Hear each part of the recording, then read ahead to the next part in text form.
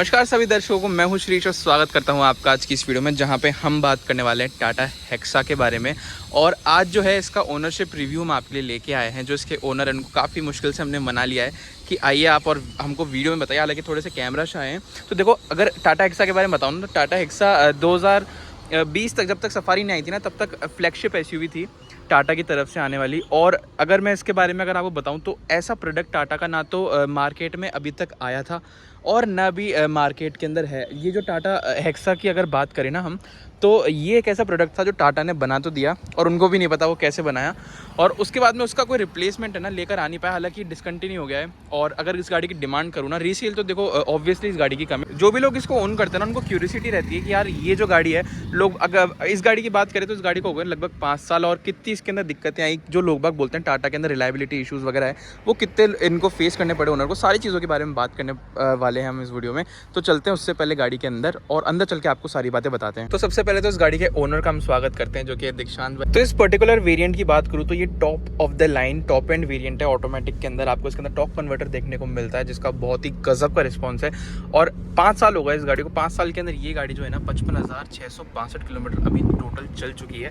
और उसके साथ साथ जो है ओनर से पूछते हैं, उस टाइम पे जो सबसे बड़ा ऑप्शन था वो था इसका राइवल XUV 500, जो कि बहुत ही गजब के जो फीचर्स भी ऑफर कर रहा था। एक चीता वाला उसका लुक भी था, लेकिन आपने यही क्यों लेना प्रेफर किया? क्योंकि घर में किसी को पसंद ही नहीं आती थी, उसका लुक भी नहीं पसंद आता था, और एक दो जनों के पास थी भी, तो वो भी इतना मतलब सेटिस्फाइड नहीं थे उस गाड़ी से, और हमने भी नहीं चूज की उसको। ऑप्शंस तो 7 सीटर में बहुत सारे थे भाई। स्कॉर्पियो थी उस टाइम, इनोवा भी थी, हेक्सा थी उस टाइम, और भी बहुत सी गाड़ियां थी, लेकिन चाहिए थी ऑटोमेटिक भाई। ऑटोमेटिक लेनी है। उस टाइम में नया ट्रेंड सा चला था वो ऑटोमेटिक। अच्छा। फिर ऑटोमेटिक उस टाइम में देखी, इनोवा क्रिस्टा थी और टाटा हेक्सा ही, शायद एक्सयूवी में भी आ रहा था उस टाइम ऑटोमेटिक, लेकिन उसका इतना मेरे को मतलब किसी को घर में पसंद भी नहीं थी, हम उसको देखने भी नहीं गए गाड़ी। और मन हमारा 2 ही गाड़ियों पे था, एक तो इसका और एक इनोवा क्रिस्टा। इनोवा क्रिस्टा चलाई ऑटोमेटिक भाई, उसका इंजन भी बहुत बढ़िया था। 2.4 मिल रहा था और 2.8 समथिंग में अपन को मिल रहा था। चलाई, लेकिन उसमें इतना कोई मजा नहीं आया, मतलब फन टू ड्राइव नहीं है। वो आप हाईवे पे जाओ, हो सकता है वो रिलायबल ज्यादा हो इस गाड़ी से। इनोवा क्रिस्टा चलाई, वो फन टू ड्राइव नहीं लगी। पिकअप का थोड़ा सा भाई 2800 सीसी होने के बाद में भी। तो ऐसी क्या चीज़ थी जिसको आपने हेक्सा को कंसिडर किया और हेक्सा ने आपको अट्रैक्ट कर लिया अपनी तरफ, ही लेनी है तो भाई हेक्सा ही लेनी है वरना नहीं लेनी गाड़ी? हमारा क्या था, मेन था कि हमको लेनी है ऑटोमेटिक। ये गाड़ी हमने चलाई, मैनुअल चलाई थी सबसे पहले, फिर ऑटोमेटिक चलाई। मैनुअल में तो सच बताऊं बिल्कुल भी मजा नहीं था। थ्रो इतने लंबे थे, फर्स्ट से सेकंड गियर में डालने में ऐसा लग रहा था कि जैसे पता नहीं फर्स्ट से कोई 6th में डाल दिया हो गाड़ी को। मतलब बहुत ज्यादा लंबे थे, ट्रैवल बहुत ज्यादा था, ट्रैवल भी बहुत ज्यादा था, और मतलब इतनी बढ़िया नहीं लगी। लेकिन हाँ, डायनेमिक मोड में करने के बाद में वो भी शानदार लगी। फिर इसकी ऑटोमेटिक चलाई, इसकी ऑटोमेटिक चलाई ना, उसके बाद में तो कोई गाड़ी दिमाग में और दूसरी आई नहीं इसके साथ। कि मतलब आज आप कहीं पे जा रहे हो और कर रहे हो कि अगर इसको खींचोगे ना, तो ऐसी कोई गाड़ी नहीं है कि इसको ओवरटेक ना करने दे, आप ओवरटेक करते हुए ही लेके जाओगे इस गाड़ी। भाई इतनी फन टू ड्राइव मिली, और अपनी लाइन नहीं छोड़ती है जल्दी से कि भाई कोई खड्डे में गिर गई हो या कुछ हो गया हो कि लाइन छूट जाती है। जैसे स्कॉर्पियो और जो स्ट्रॉम आती थी सफारी की, उस टाइम में अवेलेबल थी, वो भी अपनी लाइन छोड़ दी थी कहीं ना कहीं। भाई पावरफुल इंजन के साथ में क्या होता है कि डायनामिक्स भी गाड़ी के बहुत जरूरी होते हैं। उस हिसाब से सस्पेंशन को भी ट्यून करना पड़ता है, बॉडी की ऑल ओवर एरोडायनामिक्स भी उस हिसाब से रखने पड़ते हैं। तो भाई मतलब वो क्या लाइन छोड़ देती। इस गाड़ी इतनी स्टेबल थी, इनोवा क्रिस्टा भी बहुत स्टेबल थी माना, लेकिन उसमें पिकअप इससे मतलब इतना बढ़िया अलाइनमेंट नहीं था गियर बॉक्स वगैरह। उसमें क्या टॉर्क का थोड़ा सा क्या लैग लगा, पिकअप नहीं मिला उस गाड़ी में मेरे को ऑटोमेटिक। जो जैसा इसमें 400 न्यूटन मीटर का टॉर्क था ना, आज तक इसको कभी स्पोर्ट्स मोड में डालने की जरूरत ही नहीं पड़ी। और जो इनोवा का मॉडल पसंद आया था वो था टूरिंग स्पोर्ट्स, जो रेड कलर का शो में खड़ा था। वो उस टाइम कोई शायद लॉन्च हुआ था। वो बहुत ही लाजवाब था दिखने में पीछे, लेकिन उसमें डिस्क ब्रेक नहीं थे, लेकिन रेड कैलिपर किए हुए थे। बहुत मतलब ऐसे देखते बहुत अट्रैक्टिव लग रहा था, अलग सा ही एकदम लुक था। लेकिन फिर क्या था कि भाई वो 24-25 लाख रुपए का पड़ रहा था, और फिर भी उसमें क्या है कि ऐसा लगा नहीं कि यार 24-25 लाख रुपए की बढ़ता। और सही हुआ कि वो लिया नहीं, ले लिया। क्यों? क्योंकि वो आज तक मैंने एक सिंगल रोड पे नहीं देखा। 5 साल हो गए आज इस गाड़ी को लिए। तो अच्छी बात होती है ना कि भाई सबसे अच्छी गाड़ी अपनी है, दिखती नहीं है। हाँ, दिखती नहीं है फिर भी भाई। लेकिन आज क्या होता है, हर गाड़ी की एक वैल्यू होती है। आप गाड़ी की रीसेल वैल्यू लगाने जाओगे ना तो कोई नहीं देखता कि भैया कौन सा वेरिएंट है या क्या है, वो देखता है गाड़ी कौन सी। आज इनोवा खड़ी है तो इनोवा की एक वैल्यू है कि भाई वो 17 से 18 लाख रुपए की गाड़ी है। चाहे आप आज सेल्टोस की बात कर लो, सेल्टोस आज आप गाड़ी खड़ी रहेगी ना, कोई अननोन है जो गाड़ियों के बारे में नहीं जानता, आज अगर एक्स लाइन भी खड़ी होगी ना तो वही सोचेगा 17-18 लाख रुपए तक की गाड़ी है। तो यही होती है हर तो मॉडल तो आपको उसका वो पसंद आया था ना, टूरिंग स्पोर्ट? टूरिंग स्पोर्ट्स हमने क्या है कि शो के लिए देखा था, वो टेस्ट ड्राइव के लिए अवेलेबल ही नहीं था।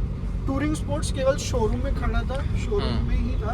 अब भाई जो इस गाड़ी के रियल मजे है ना, जो ऊबड़ खाबड़ रोड पे, थोड़ी सी ऑफ रोडिंग रोड पे आ गए हम, अभी उस पे लेके आए और उसके अंदर कोई आपको दचका वगैरह महसूस नहीं होता वो, क्योंकि आपके पास यहाँ पर सस्पेंशन बहुत ज़्यादा बढ़िया मिल जाता है और आपके पास यहाँ पर जो है ना लेडर ऑन फ्रेम एसयूवी है ही, तो आपको एक थोड़ा सा एडवांटेज और मिल जाता है यहाँ पे बढ़िया सस्पेंशन ट्यूनिंग का, तो एक ये चीज़ के अंदर हो जाता है। बाकी लेडर ऑन फ्रेम होके इतने ऐसे सॉफ्ट, मतलब खराब खड्डों में इतने भी सॉफ्ट सस्पेंशन होने के बाद भी ये मतलब हाईवे पे अपनी लाइन नहीं छोड़ती जल्दी से अपनी हाईवे पे लाइन नहीं छोड़ती। और वही जो क्रिस्टा थी ना कि भाई उसको अगर आप ठीक है हाईवे के पर्पज से, ग्राउंड क्लियरेंस भी बहुत बढ़िया ठीक है, लेकिन एक बार जिसने इस गाड़ी को चला ली ना वो जल्दी से क्या है कि जैसे स्ट्रॉम थी उसमें क्या होता था कि जैसे ऊपर बैठता था इंसान, कैप्टन सीट्स थी, वैसा ही फीलिंग कुछ क्या है। अभी मेरी हाइट थोड़ी सी मैंने नीचे कर रखी है, मैं अभी कैप्टन सीट पे हूँ, मतलब इसमें फीलिंग ही अलग आता है। जैसे एक इनोवा क्रिस्टा चला रहे हो और आपने इसको चला लेना, तो मैं अगर आपको फन टू ड्राइव गाड़ी चाहिए, आप थोड़ी गाड़ी चलाना पसंद करते हो, गाड़ियों के बारे में जानते हो,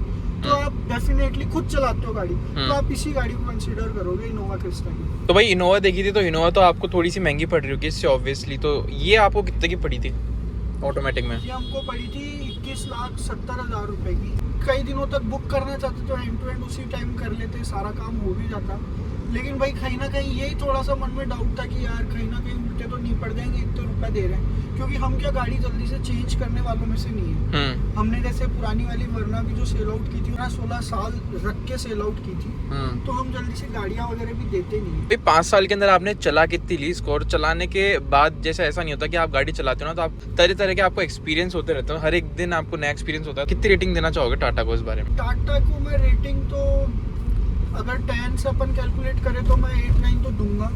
इस गाड़ी को पर्टिकुलर लेके किसी और गाड़ी की कंपनी से मैंने आज तक टाटा को मैंने चलाई नहीं है, और गाड़ियां ना कभी रखी है। इस गाड़ी के लिए मैं दूंगा 8 से 9। भाई छोटी छोटी कमियां जो मेरे कोई मतलब नहीं रखती वो हर गाड़ियों में आती है, क्योंकि किसी में अच्छाई होती है तो किसी में साथ में बुराई भी आती है। भाई इसके अंदर अच्छाई ये है कि इसमें ट्रस्ट ऐसे था कि जो इसमें इंजन आता था वो स्ट्रॉम का आता था, ट्रस्ट हो गया था कि भाई इसके इंजन से रिलेटेड इतना कोई इश्यू नहीं आएगा। और गियर बॉक्स का सवाल था, गियर बॉक्स हमने इसके बारे में बहुत सी भाई कैलकुलेशन जानी थी, समझी थी, बहुत कुछ पढ़ा भी था, फिर हमको पता चला जो इसका गियर बॉक्स है वो एक्चुअली JLR प्रोवाइड करती है। जो लैंड रोवर की पुरानी SUVs में आता था वही नॉब है, सब कुछ सेम वो का वही है, वो ही प्रोवाइड कर रही है। और भाई इसके गियर बॉक्स के एक्चुअली हम दीवाने हुए थे, जिस हिसाब से इसमें गियर शिफ्ट होते थे। आज हमने जैसे उसको 55-60 हज़ार चला दी। हमारी भाई शुरू में 2-3 साल तो क्या था एक्चुअली हाईवे पे ही रनिंग ज्यादा थी, इसकी सिटी ड्राइव कम थी, लेकिन इन दिनों में इसकी दोनों रनिंग ज्यादा हो चुकी। सिटी ड्राइव में भी यही रन होती है, हाईवे पे भी यही रन होती है। और भाई ऐसा कुछ नहीं है, सर्विस भी ठीक है इसकी। कंपनी क्लेम करती है कि एवरी 16,000, लेकिन मैं प्रेफर करता हूँ कि 10,000 पे अपन को सर्विस करवा लेनी चाहिए गाड़ी। लेकिन भाई यार एक बात बताओ, जैसे कि आपने XUV छोड़ी या फिर आपको पसंद नहीं आई, तो आपको यार कहीं ना कहीं आपने कॉम्प्रोमाइज इसके फीचर्स के साथ भी तो डेफिनेटली किया ही है। बिल्कुल नहीं किया, जो इसमें फीचर्स आ रहे थे वो उस टाइम में मेरे को नहीं लगता कि XUV वगैरह प्रोवाइड कर रही थी। हाँ मैं मानता हूँ सनरूफ का बिल्कुल भी मतलब कोई शौक नहीं है कि भाई मेरे को लगता है कि वो बिल्कुल वेस्ट ऑफ मनी है सनरूफ, कभी ध्यान ही नहीं दिया। मैं तो ये प्रेफर करता हूँ कि टॉप लाइन में सनरूफ आनी ही नहीं चाहिए। क्यों यार? एक अच्छा फील देता है सनरूफ होना गाड़ी में। सनरूफ होना हो सकता है अच्छा फील देता है कई लोगों को नहीं देता। क्यों? क्योंकि वो मेंटेनेंस खाती है। इंसान कितनी बार निकलेगा, 1 बार 2 बार। हाँ कोई ग्लास होना चाहिए, जैसे लैंड रोवर वगैरह में पूरा पैनोरमिक सनरूफ नहीं बोल रहा मैं, ग्लास आता है जैसे जो मूनरूफ इको वगैरह में आता है, जो ओपनेबल नहीं होती, वो क्लोज्ड ही रहती है, वैसा ग्लास हो, वो फीलिंग अच्छी देती है। क्योंकि डस्ट भी पकड़ती है, टाइम टू टाइम उनके रबड़ भी चेंज कराओ, और भाई कोई वेस्ट ऑफ मनी लगती है। और मेरे को ऐसा कोई फीचर नहीं लगता कि भाई जो इसमें था और किसी और गाड़ियों में नहीं था, बल्कि इसमें ऐसे फीचर्स थे जो उन गाड़ियों में आज तक अभी भी कई गाड़ियों में अभी आ रहे नहीं है। जैसे कि अपन मूड लाइटिंग बोलते हैं, मूड लाइटिंग ज्यादातर 2 आ जाती है, 4 आ जाती है, इसमें 8 मूड लाइटिंग थी, 8 कलर की। हाँ, 8 कलर की नहीं, 8 लाइट थी और 8-10 कलर की अपने पास मूड लाइटिंग थी। आप जो अपना कलर चाहते हो वो अपन। यहाँ पे आपके पास के पास ही यहाँ पे सर्विस सेंटर है। ये मोरानी हुंडई था पहले, अब रोशन टाटा हो चुका है। JBL का म्यूजिक सिस्टम आपको कैसा लगा इस गाड़ी के अंदर? देखो क्या होता है कि उस टाइम में जैसे JBL के स्पीकर देखे थे, कभी सोचा ही नहीं, कभी ब्रांडिंग देखी ही नहीं थी स्पीकरों पे। हाई एंड गाड़ियों में तो फिर भी देखी थी, मर्सिडीज वगैरह में मेरिडियन वगैरह के आते थे। कभी मतलब गाड़ियों के स्पीकर में नहीं देखी थी कभी ब्रांडिंग, है ना? मतलब अंडर 30 लाख गाड़ी में मैंने कभी भी नहीं देखी कि किसी के अंदर मतलब ब्रांडिंग की हुई है अलग से स्पीकर के लिए। कि भाई किसी के टेप की देखी थी, JVC की आती थी, कैनवुड वगैरह, कैनवुड की आती थी, लेकिन कभी स्पीकर पे नहीं इसमें देखे। इसमें 10 स्पीकर आते थे JBL के उस टाइम पे, लाजवाब। आज भी इनका परफॉर्मेंस बहुत बढ़िया है, स्पीकर का परफॉर्मेंस बहुत बढ़िया है, लेकिन जो इनका आउटपुट है, जो डिजिटल मतलब अपन को इंफोटेनमेंट क्लस्टर दे रखा है, ये एक्चुअली क्या है कि इनको थोड़ा सा जब शुरू में आई थी जब ठीक था, लेकिन इसका एक सॉफ्टवेयर अपडेट हुआ था, उसके बाद में ये थोड़ा सा क्या है, हल्का सा लैगी भी हो गया और इसका लो एंड खराब हो गया। मेरे को ऐसा लगता है भाई हाई एंड पे तो ये बहुत बढ़िया लगता है, ठीक है, लेकिन जब अपन लो एंड पे इसको चलाते हैं ना, जैसे 5 या 6 की वॉल्यूम होती 5 या 6 पे तो ज्यादा अपन को मतलब तीखी आवाज ज्यादा आती है, बेस अपन को कम आता है। भाई ये आपने जो 21-21.5 लाख रुपए खर्च करे तो उसके बाद में आपको ये इंस्ट्रूमेंट क्लस्टर भाता है आराम से इसके अंदर? भाई भाता, देखो एक बात बताऊं ना मैं आपको सच, अब जरूर जैसे वरना लिया है हम, उसमें जैसे एप्पल कारप्ले आ गया और आ गया, नेविगेशन वगैरह सब इसमें इनबिल्ट आता था उस टाइम में, और आईपॉड वगैरह सब लगता था। भाई क्या होता है कि अपन देखते हैं लेकिन कोई भी इतना फर्क लगता नहीं है मेरे को। ये ठीक है, आपने गाने चेंज कर लिए, वीडियो आपको भी पता, आप हैंड ब्रेक लगाओगे जब इसमें भी चलती थी, इसमें मैप है इनबिल्ट। हाँ, इनबिल्ट मैप भी है इसमें, 480p चलती थी इसमें वीडियोस। आपको शौक होगा सुनने में, जो सफारी अपनी वाली है उसके अंदर XT प्लस मॉडल के अंदर आपको इनबिल्ट नेविगेशन देखने को नहीं मिलता। और भाई क्या था कि फिर थोड़े दिनों बाद में है ना, कंपनी ने एक सुधार किया था। सबने बोला था इस गाड़ी में ये इंफोटेनमेंट क्लस्टर मतलब इंफोटेनमेंट छोटा है, जब कंपनी ने सुधार ये किया था कि इसको बड़ा कर दिया था। भाई ठीक है, कंपनी की था भाई, लेकिन मेरे को कभी देखो सच बताऊं ना लगा नहीं, आज जैसे इसको 5 साल से भी ऊपर हो गया गाड़ी को, कि भाई ये छोटा है। 5 साल के अंदर आपने इसकी कितनी सर्विस करा ली लगभग अभी तक? मेरे ख्याल से 10-11 सर्विस तो करा ही चुके होंगे आप इसकी कंपनी में। भाई एवरी 10,000 पे कराई है मैंने सर्विस, तो आप कह सकते हैं कि इसकी 6 सर्विस हो चुकी है अभी तक। 6 सर्विस हो चुकी है, तो 6 सर्विस के अंदर आपका बिल कितना आता है? भाई अप्रोक्सीमेटली पहले जो अर्ली सर्विस थी ना, अभी लास्ट मैंने क्या है रोशन टाटा से कराई है अभी से, मेरे को इधर थोड़ा बिल ज्यादा पड़ा है। पहले मैं श्री श्याम से कराता था जहाँ से गाड़ी को थोड़ा सा डिस्काउंट देते थे मेरे को, पहले मैं इसकी श्री श्याम पे कराता था, 5 सर्विस मेरी उधर ही हुई है टोटल। अभी लास्ट सर्विस मेरे क्या है एक्चुअली ये फैक्ट्री के पास पड़ती है, तो मैंने सोचा इतना दूर क्यों जाना, जब मैंने कराई पहले इसकी 7 से 8,000 पे हो जाती थी। इस गाड़ी का तो इसका ही मजा है यार, ये जो पिकअप है ना इस गाड़ी का बहुत ही गजब का है। और सही सबसे बड़ी बात ये है कि बस भाई, ओ भाई दादा, बस ठीक है मान ली। हाँ, मैं रोक रही था तो हाँ, तो मैं ऐसे कह रहा हूँ कि यार पिकअप इस गाड़ी का बहुत ज़्यादा गजब है। और क्या होता है ना, पिकअप के अंदर यहाँ पर कोई गाड़ी डिसबैलेंस नहीं होती क्योंकि रियर व्हील ड्राइव है। सबसे बेस्ट चीज़ यहाँ पर यही है इनोवा, और इसके अंदर सबसे खासियत यही मानता हूँ मैं यार कि इसके अंदर क्या है कि डिसबैलेंस नहीं होती क्योंकि रियर व्हील ड्राइव है गाड़ी। नहीं, इनोवा भी रियर व्हील ड्राइव ही आती थी, ऐसा नहीं है। हाँ, इनोवा और ये दोनों ही तो। हाँ, लेकिन फिर भी क्या है कि वो मेरे को लगता है कि कहीं ना कहीं भाई ठीक है, आप हो सकता है कि वो हाई स्पीड पे स्टेबल हो। इसको भी मैंने आराम से हमेशा 140-150 तक चलती है ये भी। मैक्सिमम शायद मैं तो नहीं लेके गया, लेकिन मेरे चाचा जरूर लेके गए। एक बार मैं बैठा था जब ये 170 जा चुकी थी। ये अपनी लाइन नहीं छोड़ती, लाइन अगर अपन को पता चल जाता है, मतलब अपन चल रहे हैं आज, इसमें वेट भी ऐसा है कि अपन आप कंपेयर करें ना, इनोवा तो दूर दूर तक नहीं आती। अपन फॉर्च्यूनर से कंपेयर करते हैं इसका वेट, जो फॉर्च्यूनर के टॉप मॉडल में वेट था वो इसके बेस वेरिएंट में वेट था। तो ये तो मजबूती तो है ही खैर इसके अंदर। यहाँ पर आपको एयर बैग भी सारे 6 के 6 देखने को मिलते हैं इसके अंदर। सीटों के अंदर भी एयर बैग है इस गाड़ी के। सीटें इसकी इतनी बढ़िया थी, उस टाइम में ये भी पता चला था, गियर बॉक्स का पता चला था, और ये भी पता चला था, ब्रोशर में लिखा हुआ था कि भाई इसको JLR कार ने डिजाइन की है। फिर गियर बॉक्स का पता किया, फिर इसकी अपॉल्स्ट्री का पता हुआ, ऐसे ही पता चल गया। जब पता चला जो मर्सिडीज को प्रोवाइड करता था वही फैब्रिक लेदर के इसी में भी सीट ही प्रोवाइड की है। वही तारीफें तो इस गाड़ी की बहुत सारी हो गई, लेकिन अब सबसे ज्यादा नेगेटिव पॉइंट इस गाड़ी के बता दो। वैसे तो इस गाड़ी के अंदर बहुत कम नेगेटिव पॉइंट्स है, लेकिन है गाड़ियों के अंदर, सबके अंदर होते हैं। तो बताओ आप, कोई आपको नेगेटिव लगता हो तो। नेगेटिव पॉइंट मेरे को ऐसे लगता है कि जैसे एक तो ये ORVM भाई बलेनो जैसी गाड़ी में भी उस टाइम में ऑटो आता था। ऑटो मतलब जो ऑटो डिमिंग आता है जो अपने सब में वो नहीं आता था। फिर भी ये मेरे को बहुत चीप क्वालिटी का लगता है ये। मतलब इस गाड़ी में सबसे ज्यादा मेरे को कहीं पे भी मैं बैठता हूँ ना तो ये एक चीज मेरे को सबसे ज्यादा गंदी लगती है। क्यों? क्योंकि ये मेरे डेली यूज में आता है सुबह से शाम। और मेरे को मैं इधर गियर बॉक्स पे हाथ लगाता हूँ या इस पे तो मैंने भाई स्टीयरिंग कवर लगा रखा है, ये लेदर का ही है, जेन्युइन लेदर का ही आया था। लेकिन मैंने फिर भी क्या बचाव के लिए इस पे लगा रखा है लेदर का ये स्टीयरिंग कवर।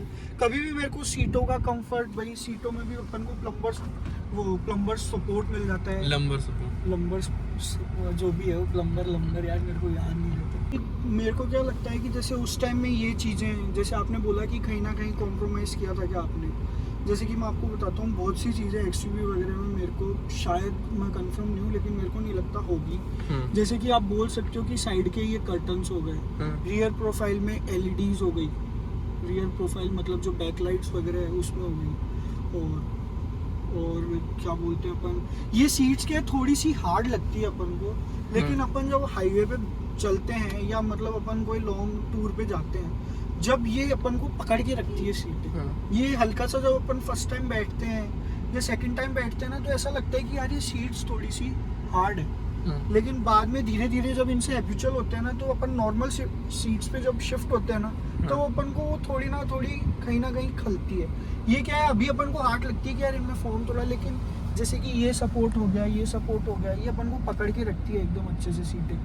ये जो इंस्ट्रूमेंट क्लस्टर इसके अंदर आता था ना भाई, बहुत ज्यादा गजब का इंस्ट्रूमेंट क्लस्टर था। मतलब इसके अंदर आपको लो मतलब फ्यूल के साथ साथ आपको जो लो वॉशर फ्लूइड वगैरह होता है ना, इन सब चीजों की भी आपको वार्निंग बढ़िया देखने को मिल जाती है। और ऐसा इंस्ट्रूमेंट क्लस्टर अभी सफारी के अगर आप 22 लाख रुपए खर्च करके XT प्लस वेरिएंट लोगे ना, जो कि उसका टॉप से एक नीचे वाला वेरिएंट है, उसके अंदर भी आपको देखने को नहीं मिलता। कहीं ना कहीं आप कॉम्प्रोमाइज करते हो जो क्वालिटी टाटा आपको पहले देती थी। अब अगर मैं आपको बताऊं दीक्षांत, इसका जो हैंडब्रेक है उससे कितना खुश हो आप? बिल्कुल भी खुश नहीं हूँ, बिल्कुल बेकार। अगर आपकी गाड़ी ऑटोमेटिक नहीं होती तो बिल्कुल भी नहीं, रुक ही नहीं सकती इससे, रुक ही नहीं सकती ना बिल्कुल भी। और कभी मतलब आप जब लाए थे उसके कितने बाद में प्रॉब्लम आना स्टार्ट हुई थी? जिस दिन गाड़ी शोरूम से निकाली थी ना उसी दिन से मैंने ये चीज नोटिस किया, यार इसमें हैंड ब्रेक तो लगता ही नहीं है। लेकिन भाई इस चीज में ये इसलिए इतनी नोटिस नहीं हुई क्यों? क्योंकि इसमें पार्किंग मोड में डालते ही वैसे ही गियर लॉक हो जाते हैं, तो ये गाड़ी ऑटोमेटिक ही इधर उधर नहीं होती। लेकिन भाई अगर यही गाड़ी मैनुअल होती ना तो ये हैंड ब्रेक तो बिल्कुल भी नहीं लगता, ना के बराबर, जिस दिन से लाए थे। अभी आपने रिसेंटली जब इसकी सर्विस कराई थी तब इसके अंदर क्या एक्सपीरियंस हुआ आपका? मेरा एक्सपीरियंस थोड़ा खराब सा था। मैं थोड़ा सा गाड़ियों को अलग हिसाब से ट्रीट करता हूँ शुरू से ही। हम गाड़ी लाइन से बिलोंग करते हैं भाई, और हमारा काम भी ऐसा ही है कि भाई हमको पता है कि क्या चीज मतलब गाड़ियों वगैरह से रिलेटेड का काम रहा हुआ है शुरू से।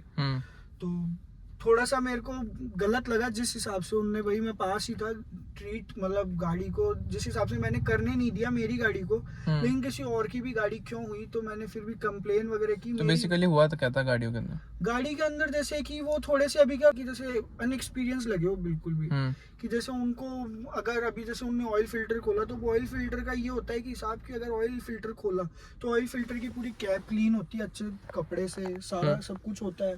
गाड़ी मान लो चलो ये तो फिर भी थोड़ी सी वैसी हो गई, अब डेली यूज में अपन गाड़ी को वॉश करते हैं। वॉश का क्या हिसाब होता है, उस टाइम में मेरी बारिश आ रही थी जयपुर में, खूब बारिश का सीजन था। उस टाइम में गाड़ी आपको पता है मड में चलती है, मिट्टी चिपकती है गाड़ी में। मैं ऐसा हूँ कि भाई मैं पहले आज मैंने 5 साल में खूब वॉश हुई होगी, अगर अपन 1 साल की भी वॉश काउंटिंग करें तो 12 महीने में 12 बार वॉश हुई है। हर महीने में 1 बार वॉश करता हूँ मैं गाड़ी को।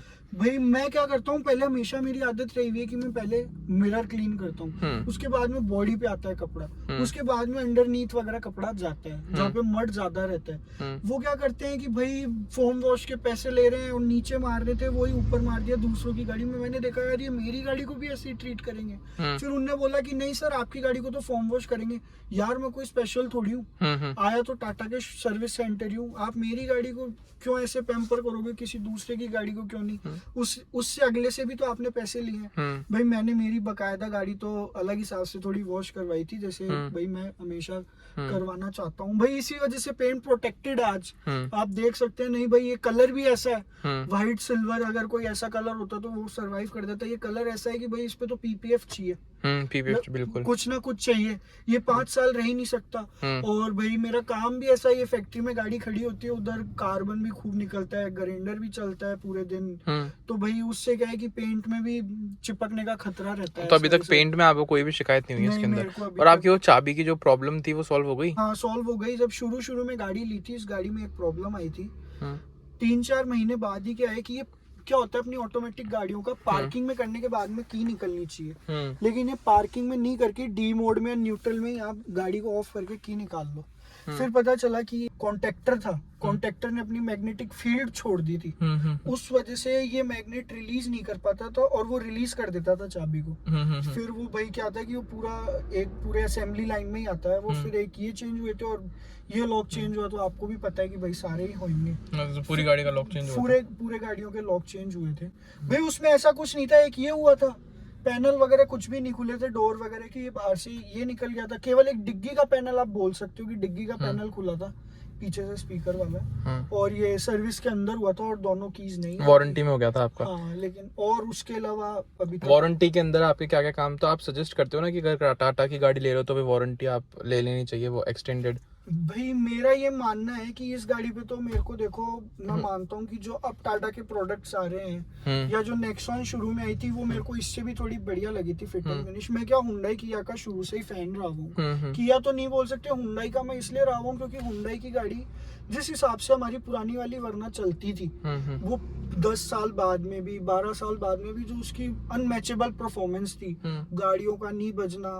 लाइन में चलना, सस्पेंशन का कभी काम नहीं हुआ, इंजन में कभी एक पैनी नहीं खर्च की, एक्स्ट्रा ऑयल वगैरह ये तो क्या है, नेसेसरी सर्विस है 10,000 पे, पर वो करवानी पड़ती है भाई। इसमें मेरे को अब जो प्रोडक्ट्स आ रहे हैं उनमें मेरा ये कहना है कि एक्सटेंडेड वारंटी अपन को ले लेनी चाहिए, खुदा ना खास्ता कुछ भी हो। और अपन ऐसी हाई एंड गाड़ियां लेने लग गए कि भाई पहले क्या होता था, एक हर कॉमन मैन का एक होता था 15 से 16, वो एक्सटेंड होके हुआ 17 से 18, आज हो चुका है 20 से 25, तो एक्सटेंड होता गया। और आज इनके पार्ट्स भी अपन देखने जाएं तो कोई सस्ते तो आते नहीं है, जेन्युइन ही लेने पड़ते हैं। तो उस हिसाब से क्या है कि भाई वारंटी ले लेनी चाहिए, उसमें फायदा होता है।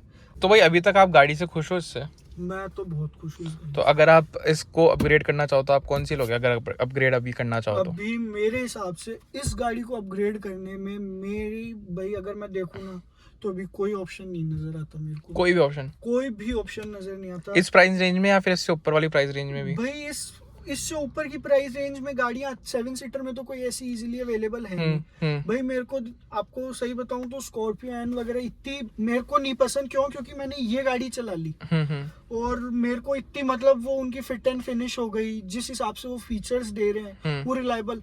आज अपन बोलते हैं कि ये टाटा का प्रोडक्ट है, आज 5 साल हो गए, इसमें ऐसा कोई भी फीचर नहीं है, या कोई भी इंडिकेटर नहीं है, कोई भी लाइट नहीं है। चलो लाइट वगैरह तो एक ऐसी चीज है जो वियर एंड टीयर होगी एक लाइफ पाके, लेकिन अभी तक मेरे को ऐसी कोई शिकायत नहीं है कि मेरा कोई फीचर वर्क नहीं कर रहा है या कोई और प्रॉब्लम, मेरा कोई क्रूज नहीं कर रहा है, क्लस्टर कभी अटक गया। गाड़ी के अंदर कोई बजने की समस्या वगैरह कुछ भी नहीं है? अभी तक कोई बजने की कोई समस्या नहीं है मेरी। बढ़िया परफॉर्मेंस है। हाँ बढ़िया, बहुत बढ़िया परफॉर्मेंस है मेरी। केवल एक ही शिकायत है कि ये ORVM बहुत गंदा दिया, और 2 कॉमन फीचर्स थे जो उस टाइम हर गाड़ी में अवेलेबल थे। पुश बटन स्टार्ट, एक पुश बटन स्टार्ट था और एक ही ORVM था। ये उस टाइम मेरे हिसाब से ऐसा लगता है कि कंपनी को ये 2 चीजें देनी चाहिए थी भाई। इसके अंदर अननेसेसरी फीचर्स भी दिए हैं कंपनी ने, जैसे मूड लाइटिंग पीछे तक दी है पूरी, रियर सीट्स में भी दी है, रियर सीट्स की AC के भी दिए हैं, साइड में अपन को साइड कर्टेन भी इनबिल्ट दिए हैं, सारी चीजें दी है, स्पीकर्स दिए हैं। आपको गाड़ी के अंदर AC कैसा लगता है? गाड़ी का AC नो डाउट बहुत बढ़िया है, खड़ी रहती है तब भी बढ़िया कूलिंग करती है? खड़ी रहती है या चाहे आप चलाओ, बहुत बढ़िया कूलिंग करता है। कभी कोई प्रॉब्लम आई इसी के अंदर? नहीं, अभी तक तो कोई टचवुड कोई प्रॉब्लम लाइफ अभी तक आपको पूरी गाड़ी की जितनी लाइफ हो गई 5 साल, इसके अंदर कोई प्रॉब्लम आज तक आपको फेस नहीं? मेरे को केवल एक ही प्रॉब्लम फेस हुई थी, जिस टाइम ये पार्किंग मोड में नहीं डलती थी, वो तो 3-4 महीने बाद ही सही हो गई थी। उसके बाद मेरे को अभी तक इस गाड़ी में कोई प्रॉब्लम। इसके अंदर जो छोटी छोटी चीज़ें मैं आपको बताऊँ, ये जो आपको यहाँ पे दे रखा है ना लॉक, ये भी बहुत ज़्यादा यूनिक क्वालिटी का है। देखो जैसे मैं आपको एक बार इसको खोल के बताता हूँ, यहाँ से खुल जाता है। देखो ये कितना बढ़िया फिट एंड फिनिश और क्वालिटी इसकी है। यहाँ पर आपको अधिकतर गाड़ियों के अंदर आपको ये देखने को नहीं मिलता, ये सब फिट एंड फिनिश जो आपको इन गाड़ियों के अंदर देखने को मिलता है, जैसे ये है, तो अलग ही आपको फील आता है यहाँ पे गाड़ी के अंदर। देखो जैसे आपको ये गेट भी है ना, गेट की बात करूँ तो यहाँ पर आपको इनबिल्ट आपको लाइट देखने को मिलती है नीचे की तरफ, जो बढ़िया एम्बियंस आपको गाड़ी के अंदर बना देती है। बाकी फिर यहाँ पर फिट एंड फिनिश हो गई, जो यहाँ पर आपको जो सॉफ्ट टच देखने को मिल जाता है। और डैशबोर्ड तो खैर इसका है ही बहुत ज़्यादा लाजवाब। तो यार ये चीज़ें है ना गाड़ी को थोड़ा सा खास बना देती है, जो इसको मतलब इसको देख के ऐसा लगता है कि यार ये टाटा का प्रोडक्ट नहीं है, पता नहीं क्यों। कुछ अलग ही कारनामा करा था टाटा ने उस टाइम पे, जो अभी तक भी जो सफारी वगैरह है ना वो उसमें कैरी फॉरवर्ड नहीं कर बस पाए। ये इसी वजह से इस गाड़ी पे ऐसा हो गया था कि भाई हम क्या थोड़ा बारीकी से देखते हैं हर चीज को, कि भाई जिस हिसाब से इसकी फिट एंड फिनिश थी और सब चीजें थी, भाई ऐसा लगा कि ये गाड़ी नो डाउट साथ देगी। भाई एक जब तक हम इस गाड़ी की नीड है, ये गाड़ी नहीं बोलेगी कि छोड़ेगी, ये गाड़ी साथ देगी हमको। तो भाई इस वीडियो में इतना ही था। ये हमारा एक्सपीरियंस था, दीक्षांत भाई का एक्सपीरियंस था। और जहाँ तक अगर मैं मेरी बात करूँ तो भाई ये गाड़ी शुरुआत से जब से आई है तब से मेरे सामने ही चल रही है, तो आज तक तो मेरे को भी कोई ऐसी कमी लगी नहीं कि, बल्कि जबकि मैं इस गाड़ी में बैठ के मैं किसी और हाई एंड गाड़ी में बैठता हूँ ना, तो भी मेरे को थोड़ा सा बहुत कुछ ऐसे नहीं लगता कि यार कोई मैंने बहुत ज़्यादा ही कुछ अपग्रेड कर दिया हो। हालांकि ऐसा हो सकता है कि भाई उसमें फीचर ज़्यादा हो, थोड़ा बहुत इंप्रूवमेंट, उसके डैशबोर्ड वगैरह का डिज़ाइन थोड़ा सा अच्छा हो। अब अगर इसके मुकाबले अगर आप XUV 500 की भी बात कर लो ना, तो यार थोड़े टाइम बाद में उसमें क्या रैटलिंग नॉइज़ आने लग जाती है, थोड़ी पूरी गाड़ी बच जाती है वो, तो थोड़ा सा क्या है वो थोड़ा सा प्रीमियमनेस नहीं लगती। ये गाड़ी जो है ना अभी 5 साल हो चुके हैं इस गाड़ी को, और इसके अंदर कोई भी आपको कहीं से भी आवाज़ नहीं आती जो आपको लगता हो यार कैबिन के अंदर कोई ऑड नॉइज़ आ रही हो। वीडियो देखने के लिए धन्यवाद। मिलते हैं किसी ऐसी वीडियो के अंदर, जब तक अपना ध्यान रखें, सुरक्षित चलिए, धन्यवाद।